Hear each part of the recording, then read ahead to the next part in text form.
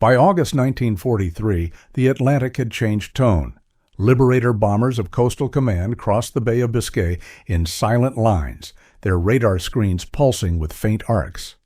At 2,000 feet, one operator caught a single echo, a thin spike 18 miles ahead. The trace held steady, bright against sea clutter. Beneath the clouds, a U-boat surfaced to charge batteries, unaware that centimetric radar had reached through haze, spray, and darkness to find it. The pilot banked. 90 seconds later, depth charges walked the wake. The signal vanished. Across 7 days, the pattern did not break. One echo became 2, then 19. Each marked a boat detected, attacked, and lost. Crews who once searched with eyes now read the war as movement on a screen. The average detection range measured 18 miles, with an error of plus or minus 10%. Precision no lookout could match. For the first time, the night answered to the aircraft, not the submarine.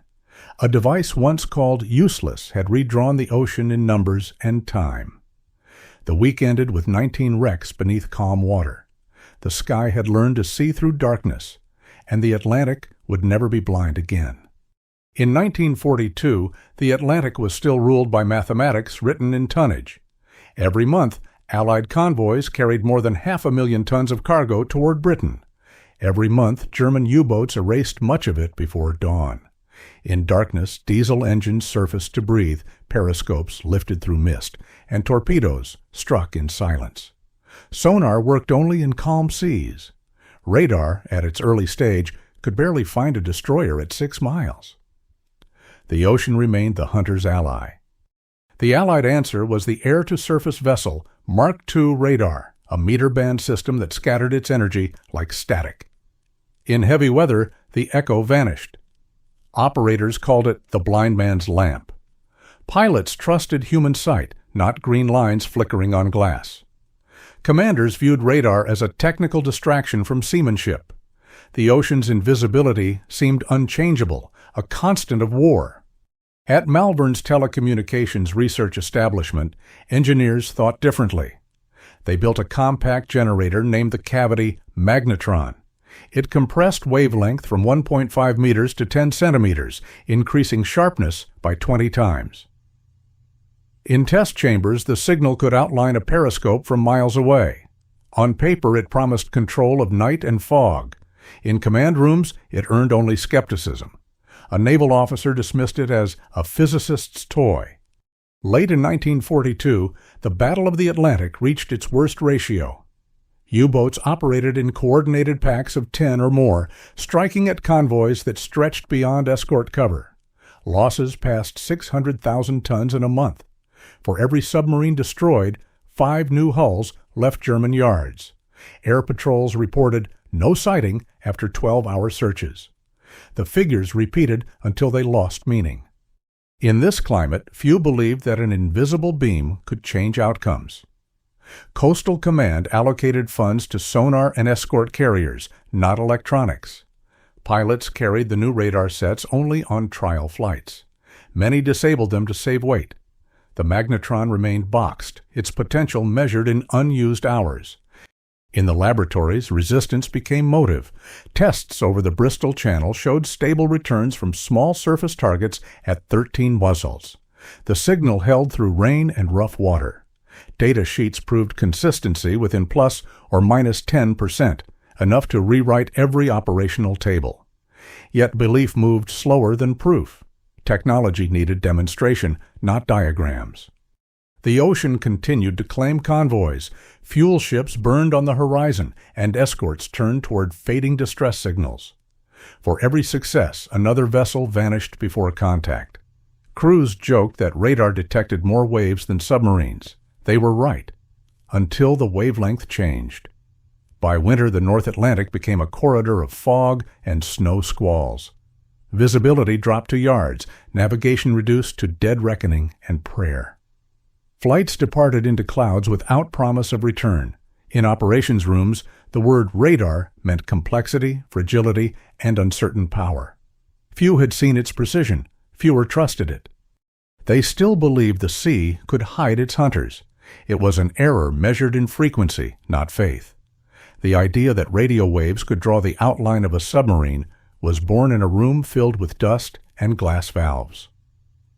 At Malvern, physicists, who once tuned university transmitters, now designed instruments for survival. Meter-band radar blurred its own reflections. Periscopes vanished between ripples.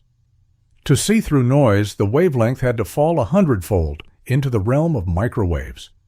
In 1940, John Randall and Harry Boot built the cavity magnetron, a copper cylinder carved with resonant chambers.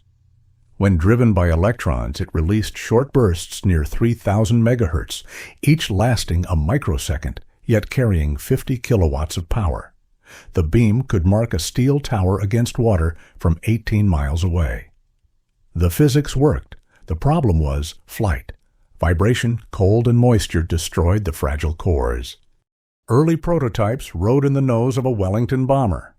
Operators watched a green trace crawl across the tube, uncertain whether the flicker meant sea or steel.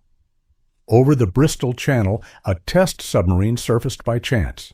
The echo held at 13 miles and grew brighter as the aircraft turned. The report ended with 4 words: contact verified through cloud. For the engineers, theory had become proof. But the crews distrusted instruments they could not see. The scope required darkness, steady voltage, and patience. Any loose wire erased the image. A pilot joked that radar found storms faster than submarines. Commanders agreed. They called the set fragile, unfit for combat, another device for laboratories. The engineers answered with precision. They added gyroscopic stabilization, reduced receiver noise by 8 decibels, and sealed the cavities under vacuum. The upgraded model became the air-to-surface vessel Mark III. By early 1942, trials resumed over the Channel. A Hudson bomber carried the first production set. On its 3rd flight, the operator detected a surfaced boat 17 miles out and guided the pilot through cloud. The submarine dived too late. Debrief notes read, "Target observed. Contact maintained. Attack effective." The tone was scientific, the result decisive. Manufacture moved slowly. Each magnetron was built by hand, tested, and retuned. Average service life barely reached 20 hours. Technicians introduced a rotation schedule, swap units after every mission, record failures, adjust soldering temperature. Within 3 months, life expectancy passed 100 hours. Reliability became the new weapon. The next barrier was darkness itself. Even when radar found a boat, the attack required sight. Wing Commander Humphrey DeVerd Lee proposed a simple solution. A 10-inch searchlight mounted beneath the fuselage triggered automatically at half a mile. The first test startled both hunter and prey. The beam struck the sea like daylight. The submarine froze in its circle. The Lee light joined the radar in a rhythm of precision: detect, close, illuminate, destroy. Integration continued through 1942. Antenna rotation synchronized at 6 revolutions per second. Pulse repetition stabilized near 600 cycles. Beam divergence narrowed to 2.4 degrees. At Worthy Down, evaluators measured detection range from 16 to 18 miles with an error margin of plus or minus 10%. Notes concluded, operational value, decisive. For the first time, data out-argued doubt. Across the Atlantic, the Massachusetts Institute of Technology Radiation Laboratory turned the prototype into production. American factories learned to cast copper as a single block, removing frequency drift entirely. Output rose to 60 kilowatts. The United States Navy's Liberators reached Britain carrying the new sets by spring 1943. Each part carried numbers that replaced faith. Pulse length, 1 microsecond. Frequency range, 2.9 to 3.1 gigahertz. Receiver noise figure, 8 decibels. Detection probability at 18 miles, 75%. The data spoke without adjectives. Crews began to treat the screen as a chart of probabilities, not luck. Skeptics remained. Some officers still dismissed the images as wave clutter, others as reflections from clouds. The engineers replied with mathematics. If an echo exceeded threshold by 3 decibels and repeated for 3 sweeps, it was real. Facts displaced argument. By early 1943, radar training replaced night navigation in briefing rooms. Crews sat in darkness, practicing interpretation, narrow spike, conning tower, wide smear, coast, flicker, sea. Every new operator learned to trust the persistence of a signal more than his eyes. Coastal Command shifted doctrine from sighting to sensing. Factories accelerated. The magnetron, once hand-filed, now emerged from automated presses. Assembly time fell to 1 hour per unit. Each carried serial logs recording frequency drift less than plus or minus 1% after vibration tests. Radar sets reached squadrons in crates marked not experimental, but standard issue. By April 1943, the first complete radar-equipped squadrons took station along the western approaches. Operators entered the cockpit as essential crew, their scopes powered before engines. The Atlantic, mapped in invisible lines, awaited translation into range and bearing. The scientists had built not a weapon, but an eye that never closed. Every pulse measured certainty. Every hour narrowed the ocean. By June 1943, the Bay of Biscay filled with aircraft grids instead of shadows. Coastal Command launched patrols before dawn and again near dusk, each flying a fixed square no wider than 60 miles. Liberators, Sunderlands, and Catalinas crossed the water in quiet formation, trusting the green glow of their scopes more than horizon or eye. The Atlantic had become geometry, measured, gridded, timed. Standard altitude held between 1,500 and 2,500 feet. At that height, the radar beams skimmed the curve of the sea with minimal clutter. True airspeed stayed near 140 miles per hour. Any faster, and the trace blurred. Each sweep of the antenna completed 6 turns per second. Endurance reached 12 hours, fuel cut to the ounce. The ocean's immensity shrank into a schedule. On the first day, a single spike rose from the trace at 14 miles. The operator's voice broke the intercom silence. "Contact steady, bearing 05." The pilot dropped to 1,800 feet and turned. 90 seconds later, depth charges fell in a pattern from 50 to 100 feet. The echo vanished. The grid line continued. By the second night, weather thickened and visibility failed. Cloud hid the horizon. Lightning flashed inside mist. Where the eye saw only glare, centimetric pulses read the surface without distortion. The contact rate doubled against spring figures. Operators learned to hold emotion behind repetition. 3 sweeps confirmed target, 4 demanded attack. Each mark carried weight measured in seconds of endurance and gallons of fuel. The pattern held. Coordination evolved fast. On the third day, one aircraft passed a bearing to another still in climb. The relay took under 2 minutes. The second plane arrived with altitude already fixed, gain set, and lee light armed. The target never saw the first shadow. Illumination began at half a mile. White glare spread across the sea. The conning tower froze in its circle. The sequence became law. German crews fought mathematics. Their METOX receivers listened for long wavelengths, but the new radar whispered in centimetric pulses, too high to hear, too quick to trace. No warning sounded before the light. A few fired flak into the beam and vanished under it. Others dived blind, forced down by pressure and panic. By week's end, half of the attacks met no return fire. Airfields on land moved to machine rhythm. Ground crews rotated magnetrons between aircraft to equalize wear. Cooling systems were timed, 10 seconds before power, 5 after shutdown. Range calibration was checked against painted steel drums at sea, adjusted for humidity, then sealed in logs. Failures fell below 2%. Radar had become an industrial process in flight. Another contact appeared. On the 5th day, 2 aircraft converged on a single echo. The first ran a shallow beam attack. The second closed from the flank. Coordination was silent, no need for radio beyond 2 brief clicks. The U-boat attempted to dive, but one pattern struck the conning tower and another the stern. Oil surfaced in a widening ring. The reports read only numbers. Range 18 miles, closure rate 3 miles per minute, illumination delay 2 seconds. Ships below adapted, corvettes turned toward bearing calls transmitted in 3-word bursts. The aircraft's light served as signal flare. The destroyers followed its glow through haze. When the beam faded, sonar took over. The surface and sky finally spoke the same language of range and bearing. Crews refined their tempo to eliminate waste. At 1 mile, throttles stayed fixed to avoid vibration on the scope.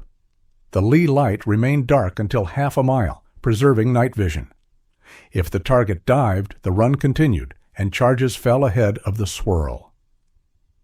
Even near misses mattered. They forced deeper dives, burned battery power, and slowed movement. Efficiency replaced aggression. Logs filled with entries stripped to function. Contact held, range steady, height corrected, light on, release. No adjectives remained. When weather broke, pilots recorded cloud height only to compute radar attenuation. Every detail reduced to arithmetic. The night itself became instrument data. German captains adapted as best they could. Some surfaced only minutes at dusk to recharge batteries. Others tried to hide among fishing fleets or near coastlines. None of it endured. The centimetric beam read hull curves as pattern, not disguise. Even waves became reference points to separate living metal from water. Deception dissolved under precision. By the 6th day, airfields resembled factories. Engines turned on the minute, takeoff intervals locked to clocks. Each aircraft flew a fixed square, its edges touching another's path. Fuel consumption, magnetron cycles, and crew hours appeared on shared graphs in operations rooms. The battle now moved by logistics, not emotion. Replacement crews learned by rote. A new operator spent 10 hours staring at recorded traces before his first flight. He learned that thick clutter at short range could hide a rising tower. He learned to widen gain briefly, then narrow it again. His eyes adjusted to rhythm. 3 sweeps, confirm. 4, attack. By Flight 5, his reactions matched the machine's. The pattern held. By the end of the 6th day, the statistics spoke for themselves. Average detection range, 17 to 19 miles. Approach time from first echo to weapon release, 90 seconds. Contact probability per sortie, 1 in 7. Every value improved by repetition. The radar's success was not chance.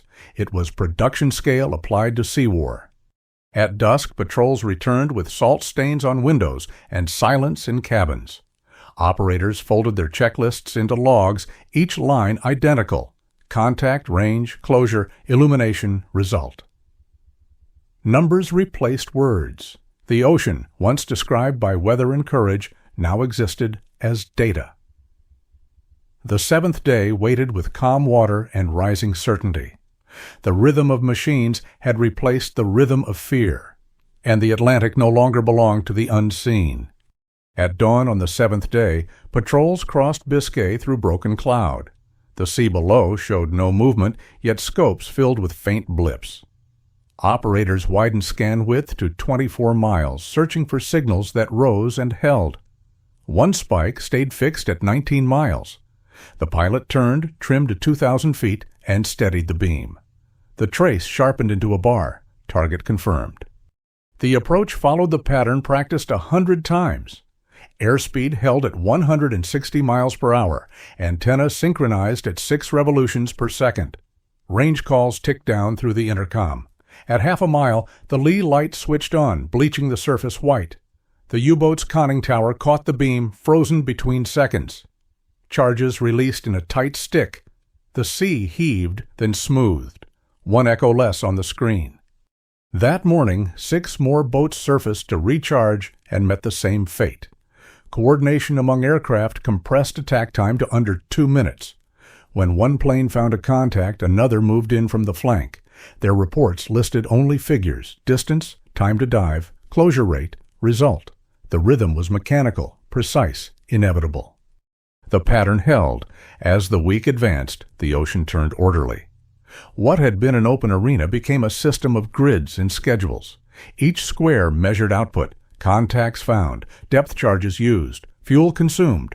Crews no longer hunted, they managed process. Radar had converted war into repetition.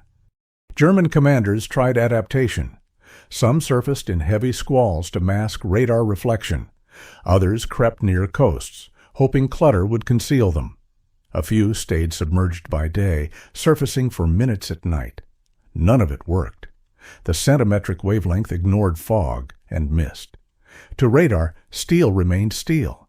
The ocean's texture could not hide its geometry. Technical efficiency deepened with every sortie. Receiver noise stabilized at 8 decibels. First detection range averaged between 16 and 19 miles. Margin plus or minus 10%. Trigger delay on the light fixed at 2 seconds from last range call. Release altitude standardized at 1,800 feet, pattern spacing at 60 yards. Data from each flight fed into refinements for the next. Maintenance mirrored combat in tempo. Magnetrons rotated between aircraft on strict intervals. Cooling airflow measured by stopwatch. Circuit resistance logged before takeoff. Average service life now past 100 hours. Ground crews treated electronics as ordnance, inspected, timed, sealed, and signed.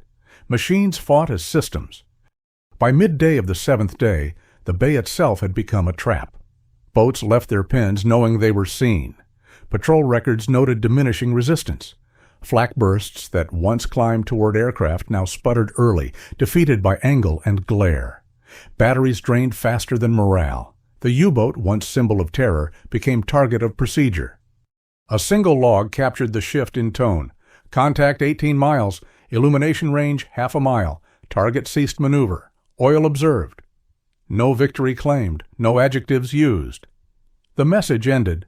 Patrol resumed. The destruction of each submarine was a statistic, not an event. On the ground, the rhythm continued. Takeoff intervals fixed at 15 minutes. Navigation tracks overlapped by exact degree. Every hour, one aircraft landed as another rose. Operations boards marked squares in chalk, filled, cleared, filled again. Efficiency replaced emotion. At sea, escorts relied on those airborne grids. Corvette captains turned toward radio bearings called from altitude. The lee light guided them through rain to the precise spot of disturbance. Once radar found a wake, the ships boxed it with sonar. The Atlantic surface and depth finally spoke the same numeric language. The 7th night brought storm. Rain cut visibility to nothing. Wind turned spray to sheets. Operators adjusted gain until the trace balanced between silence and chaos. Then one narrow spike appeared, too slender for clutter, too steady for chance.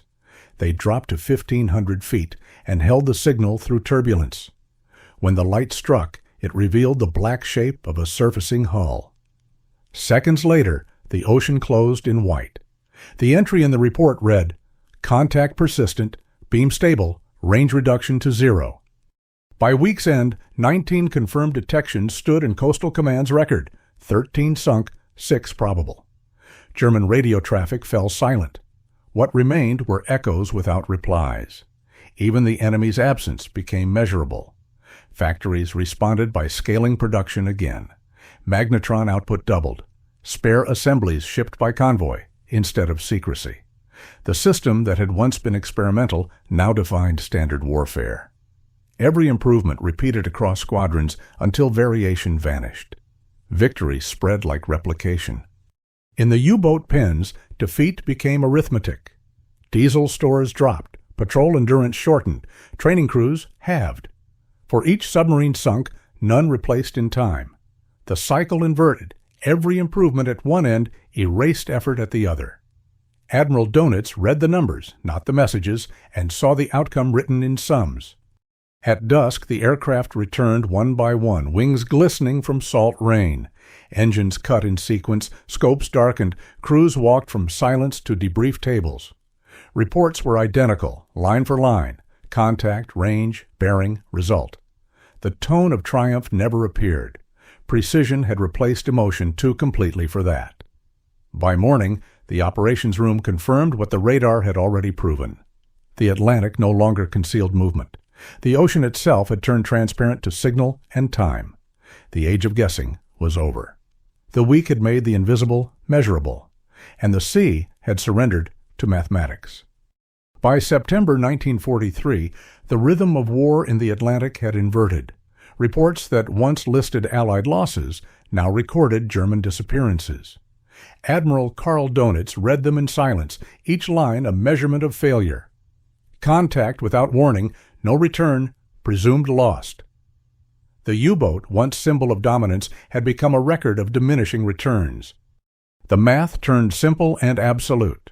A submarine on the surface needed 90 seconds to crash dive. Radar found it at 18 miles, giving aircraft more than 6 minutes to close.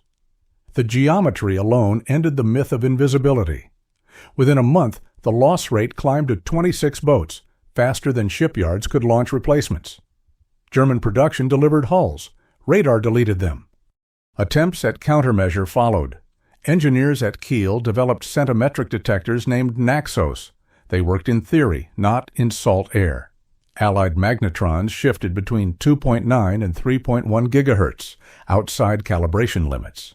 Receivers overheated, cracked, and failed after hours of sea vibration. Operators stared at blank dials while aircraft still appeared overhead. METOX, built for meter-band radar, heard only silence. A signal too short to perceive was a signal too late. Night patrol diaries filled with phrases that sounded identical. Aircraft appeared suddenly, attacked without radar warning, light seen before impact. Words repeated until their meaning dissolved. What had been a campaign of skill became a pattern of disappearance measured in microseconds. By early 1944, Donitz faced arithmetic, not strategy. Convoy sinkings dropped from 600,000 tons a month in 1942 to fewer than 50,000. The Atlantic Gap, once feared by sailors, no longer existed. Radar-equipped aircraft, escort carriers, and long-range destroyers closed it from both sides. The ocean's size, once the German advantage, became an equation solved by wavelength. Inside the pens of Lorient and Saint-Nazaire, the engineers kept building. Welding torches flashed through concrete shelters while sirens howled above. Type 21 submarines promised faster dives and longer submerged range, but production delays left most unfinished. Allied bombs cracked the locks and flooded the slips. A fleet once 400 strong had shrunk by half, and many of those remained trapped in harbors without fuel. Reports stayed factual. Dive rate 11 feet per second. Time to depth 70 seconds. Radar detection before visual sighting from 16 to 19 miles. Successful evasion ratio 1 to 5. The numbers spoke without comment. They told a story of compression. Less time, less distance, fewer chances. When the withdrawal order came in May 1943, most crews already knew its reason. The ocean had turned hostile in physics itself. Every surfacing drained air and invited light. Patrol routes shortened until boats left port only at night, traveling under cloud, surfacing minutes at a time to charge. They called it sailing blind. On the Allied side, monotony replaced suspense. Radar operators wrote short reports stripped of adjectives. Contact acquired, attack completed, area cleared. The silence of success spread through bases. Crews no longer celebrated kills, they counted sorties, endurance hours, and maintenance cycles. The battlefield had become a schedule. By spring 1944, ratios had reversed beyond redemption. For each Allied ship lost, 9 U-boats disappeared. Convoy arrival reached 99%. The same magnetron pulse that guided depth charges also guided production. Factories built on measured rhythm, flights scheduled by tide and time. Industrial logic had conquered instinct. In Germany, laboratories still tested coatings meant to absorb radar. Graphite paints, rubber linings, even rotating snorkels promised concealment. None mattered. The centimetric beam read shape, not color. When a U-boat rose through spray, it drew its own outline in reflected microwaves. The battle was already mathematical. Captured records later revealed the futility. A surviving engineer wrote, "Reflection cannot be removed, only reduced, never enough." Another calculated that the magnetron signal, traveling at 186,000 miles per second, reached and returned before a human heartbeat. The sea's advantage of delay was gone. By late 1944, Allied radar occupied every altitude, on ships, blimps, and coastal towers. Frequencies near 3 gigahertz stretched across ocean corridors like invisible nets. Each pulse confirmed control, not merely detection. Submarine war had ended months before the armistice declared it so. The U-boat crews understood the new truth. Many wrote farewell letters before departure, leaving them with shore clerks who never saw them again. Of every 100 men sent out, 70 never returned. Batteries died faster than hope. The Atlantic, once battlefield, became graveyard measured in coordinates. Even the commanders recognized inevitability. Donitz spoke to his staff without rhetoric. "We have lost the Battle of the Atlantic," he said. "We fight now to delay." Orders followed. Patrols reduced. Focus shifted to defense of ports. But nothing could reverse the curve already drawn on the chart. At Allied headquarters, triumph came as absence. Convoys crossed without escort losses. Ports filled faster than they emptied. Supply officers calculated fuel flow in millions of tons per month, figures once unthinkable. The war on land turned because the sea no longer contested it. Radar had not just hunted, it had fed an army. By 1945, surviving submarines sailed only for surrender. Many crews scuttled rather than face capture. Others surfaced under white flags to the same aircraft that once attacked them. Operators turned their gain knobs to low and watched the faint echoes fade into calm. The war had ended where it began, in the balance between pulse and silence. Post-war analysts traced the outcome to one measurement: average survival time of a surfaced U-boat under radar patrol, less than 8 minutes. Every logistic victory and strategic shift stemmed from that interval. 8 minutes separated empire from collapse. When archives opened years later, the reports remained cold and precise. Frequencies, 3,000 megahertz. Pulse length, 1 microsecond. Range, 18 miles. Ratio, 9:1. The data contained no emotion, yet described the entire fall of a fleet. The U-boat war ended not with guns but with mathematics. The echo had become verdict, and the ocean, once unmeasured, had been defined forever by a wavelength. When the last U-boat surfaced under white flags, the Atlantic fell quiet. Airfields that had once launched radar patrols stood lined with silent aircraft, propellers tied, and engines cold. Technicians shut down the magnetrons for the final time, recording range drift, frequency, and hours of service in ledgers already full. The instruments that had made the ocean transparent became relics of precision. At Malvern and the Massachusetts Institute of Technology Radiation Laboratory, engineers packed away their wartime diagrams. In new halls, they redrew them for weather research, air navigation, and communication. The same microwave pulse that once revealed periscopes now traced storms. The war's deadliest equation, pulse, delay, reflection, became the arithmetic of flight safety. Industry followed without pause. Between 1942 and 1945, magnetron production rose from a few hundred units to nearly 1 million. Tolerance tightened to plus or minus 1%. Average endurance exceeded 150 hours. Wartime assembly lines that had built radar sets for liberators shifted overnight to civil contracts. Within months, airports in London, New York, and Montreal operated centimetric radar for traffic control. The pulse had become public. Across laboratories, the technology matured in new directions. American and British engineers mapped higher frequencies for communications, extending from 2.8 to 3.2 gigahertz. In university basements, experimental transmitters turned magnetrons into beacons for weather balloons. The same devices that once hunted in darkness now guided observation into daylight. For the armed forces, radar no longer ended with victory. It defined the next frontier. The United States Army Air Forces expanded the principle into long-range warning nets stretching from Alaska to Scotland. Britain built the chain-home extra-low network to track low-flying aircraft over the Channel. Power plants hummed with the same copper cavities once hidden under bomber noses. The war's engineering vocabulary pulse repetition frequency, gain, beam width became the grammar of defense. Technical notes from 1946 show the transformation in language. Wartime pages listed target contact, range, speed. Post-war reports read coverage, reliability, control. The physics remained unchanged, but purpose had reversed. Each figure of precision, once used to destroy, now sustained order. The men who built the magnetron scattered into industry.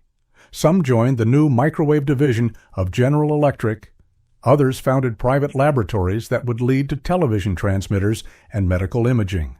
One engineer's log closed with a single sentence: range 18 miles, test complete.